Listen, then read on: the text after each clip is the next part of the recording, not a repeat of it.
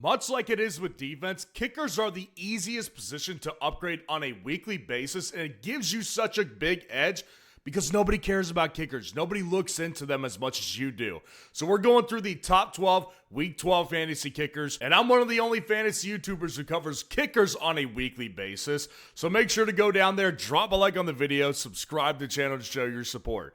Now, getting into our first tier, I've got Kaimi Fairbairn of the Houston Texans at number 1, and he theoretically is taking on the Bills on Thursday night in Houston. So obviously, he's been injured the past 2 games, has not played, so we need to monitor the injury report on this one. Initial reports are that Kaimi Fairbairn is going to make his return, and if he does, give me Kaimi Fairbairn all day. He is averaging the most fantasy points per game of any kicker, and it's extremely sustainable, regardless of whether it is Davis Mills or CJ Stroud. And by the way, it will be Davis Mills for the 3rd straight game as CJ Stroud is out again. But Kaimi Fairbairn, yes, he's missed a couple kicks, but the guy still does have a 57-yard leg. He is on an offense that just has a bad offensive line that is going to make them stall out on certain drives. At home against the Bills defense, they're going to get down there because that Bills defense can be beaten, but they will be stopped because of the offensive line, because it happens against every single team.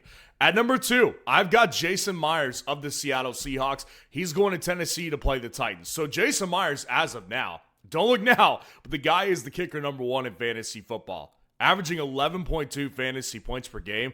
And you know, it's funny because the Seattle Seahawks, they only put up 1 touchdown last week, but the guy had 15 points because he kicked 5 field goals, did miss a kick. And that's always been the crux of my issue of Jason Myers, is that in fantasy football, a lot of formats you play in, it costs you points if he misses an extra point or a field goal. And that's always been Myers' problem. He's missed 5 field goals this year. That is not out of the norm. But Jason Myers, bottom line, offense looks great this year. They're getting down there consistently. Whether or not they score a touchdown, it's always up for debate. But against Tennessee, you know he's getting down there plenty of times. He's the kicker number 2 this week to me. Cairo Santos is at number 3. So he's taking on the Pittsburgh Steelers at home. And Cairo Santos has missed a couple games, but he's played 8 this year, and he's averaging 10 fantasy points per game. The guy's got 80 fantasy points this year, and he's had some really solid weeks. I mean, this past week, obviously, he hits the walk-off to win them the game and has 16 points in fantasy football. And that was actually his 2nd best week compared to 19 points he had against the Raiders in week 4.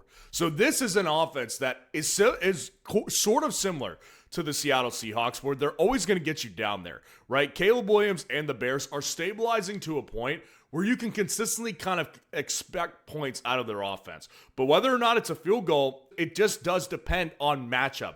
This week against the Steelers, I would expect them to move the ball against that defense. I do think that they're in good position. And Cairo Santos, you just got to continue to ride this wave. So he's an easy number 3 in the top tier for me. Just kind of expect this moving forward from him.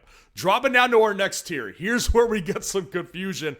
I've got a 49ers kicker here. Placeholder Eddie Pinheiro's picture is up there because we don't know who the 49ers kicker is going to be this week.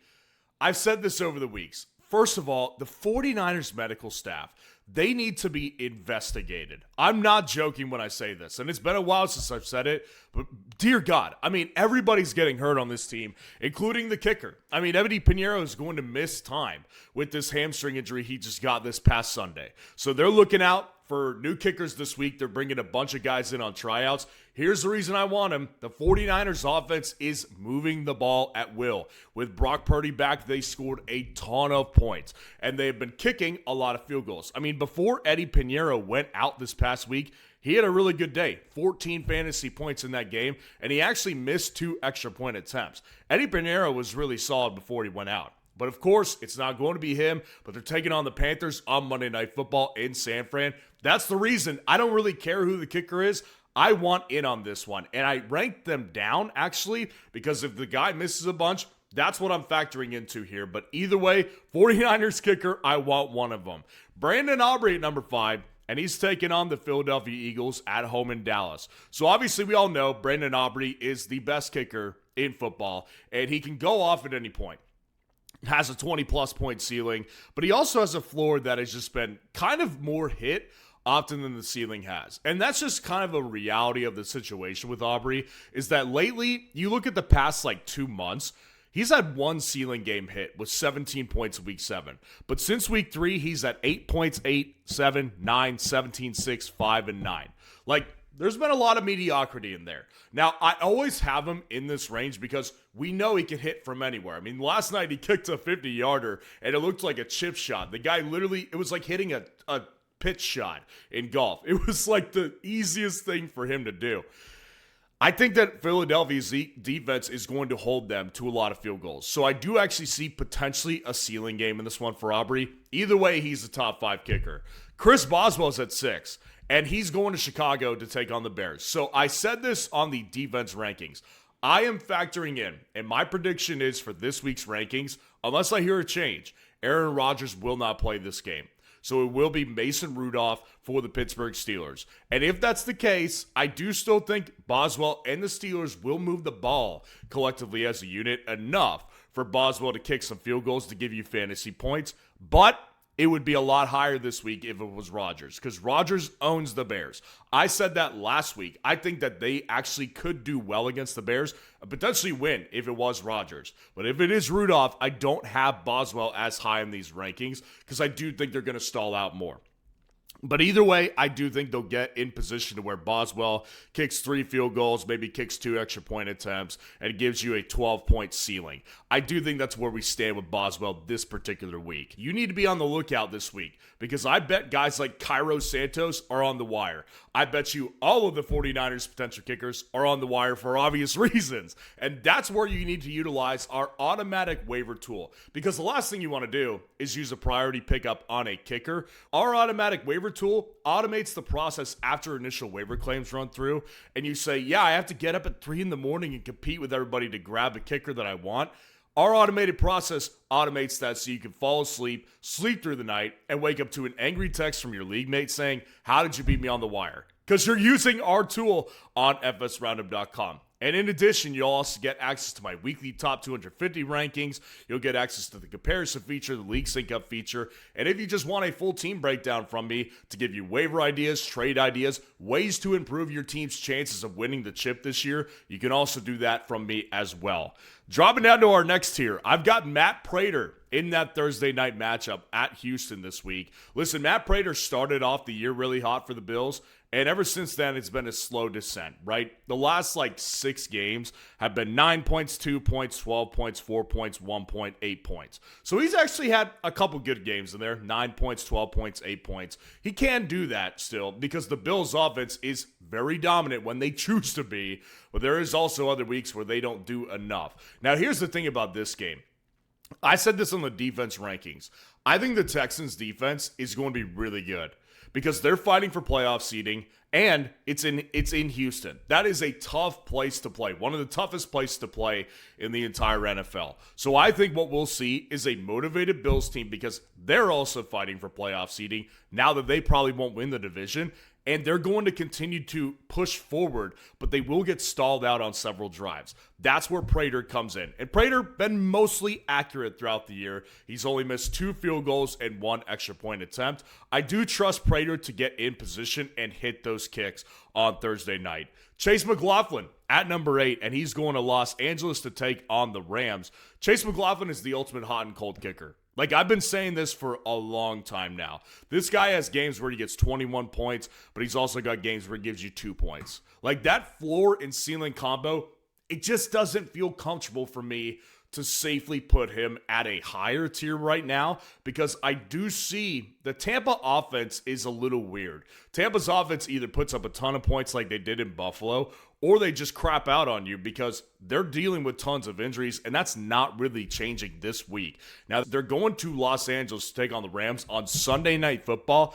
That tells me they're going to get up to play for this game, and it's going to be a really close one. And I do think Chase McLaughlin could have a couple field goals because I do think the Rams defense is also very good as well, one that you have to factor in for fantasy football. At number 9, to round out this tier, Harrison Butker of the Kansas City Chiefs versus the Indianapolis Colts this week. So Harrison Butker, similar to Chase McLaughlin, inconsistent, but he doesn't have that ceiling that McLaughlin has. Number one, because Harrison Butker has become an inaccurate kicker. Like, it's really bizarre. He used to be one of the more accurate in the leagues. Last 2 seasons, this guy's been all over the place. He just missed an extra point this past week against Denver. Like, it's just weird, man, what he's come to. He's got a 13-point ceiling with like a 4-point floor. So I would say that this week against the Colts, a good defense, by the way, is going to be one of those weeks where he could see a bunch of work. But man, I just have trouble ranking him much higher. Like, I want to rank Butker higher because he's on that offense that I trust. But at the same time, man, he's just missed too many kicks for me to fully trust him this year. So I've got him as a top 10 play, but I can't rank him much higher than this. Dropping down to our next tier, Tyler Loop is at number 10, and he's taking on the New York Jets this week. So obviously the matchup, it's not even worth talking about. The Jets are just not worth talking about. I'm sorry, Jets fans, but your team sucks. It's so bad. Tyler Loop, I think the real story is whether or not the Ravens just score everything as a touchdown. And even if that happens, I would say he's got 5 points right there on the docket for him because they'll score 5 touchdowns. Maybe they get stopped for 1 field goal and he hits like a 30 or 40 yarder and brings that total up to 8 or 9 points. I don't know, but all I could tell you is that I do think Tyler Loop is a relatively safe play this week because either way you slice this cake, they're going to get into range because they're going to crush the Jets. They won't have trouble moving the ball against that Swiss cheese defense, and they're going to be able to make fantasy points happen for everybody, including Tyler Loop. Ryan Firzgerald of the Carolina Panthers at number 11 at the San Francisco 49ers this week. Listen, the 49ers defense is bad. I mean, they just gave up. I mean, I know it was a blowout because the 49ers offense was rolling, but they're still going to give up a lot of points to a lot of teams. And this is a primetime game, so maybe that affects the way the Panthers are playing because the Panthers are usually not paid attention to nationally, but the Panthers are in position to where they're fighting for playoffs right now. Like, I salute the Panthers. 6-5 team. They fought really hard all year. I do think that Ryan Firzgerald has a ceiling in this game because if you look at Ryan Firzgerald, it's similar to Butker, similar to Chase McLaughlin. He's got a really low floor with a relatively good ceiling. 15-point ceiling, 14 points, 10 points. Like, he's done all that. So he can do it. And I do think Ryan Firzgerald at this point is on an offense that I kind of trust on a weekly basis to take advantage of certain matchups. And this is one of them against the 49ers defense. Andy Beregelis to round out the tier and round out everything at number 12.